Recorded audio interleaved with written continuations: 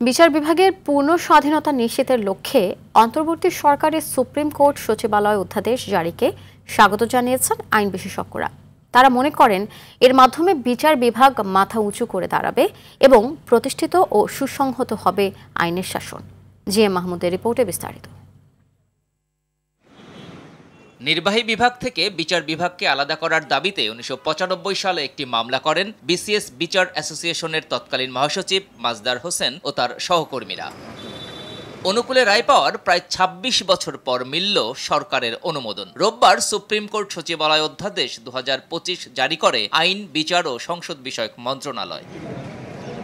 পরিপূর্ণ না হলেও অধ্যাদেশ জারি হওয়ায় খুশি সাবেক এ বিচারক। এই ৫৪ বছরে এই সেপারেশন কেন হলো না? তারপরও আমি সরকারকে প্রথমেই বলেছি, ধন্যবাদ দিচ্ছি যে আমাদের জুডিশিয়াল সেপারেশন হয়েছে, যদিও পরিপূর্ণ নয়, তারপরও আজকে অধ্যাদেশ হওয়াতে আমি খুবই আনন্দ বোধ করছি।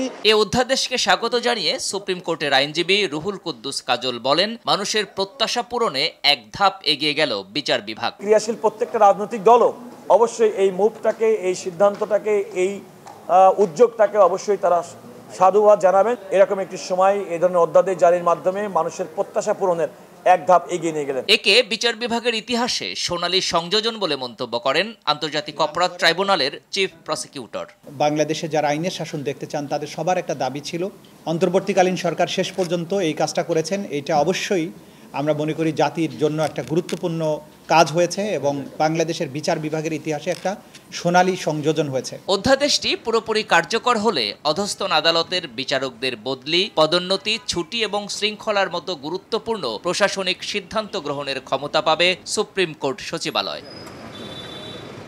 GM Mahmud, RTV, Dhaka.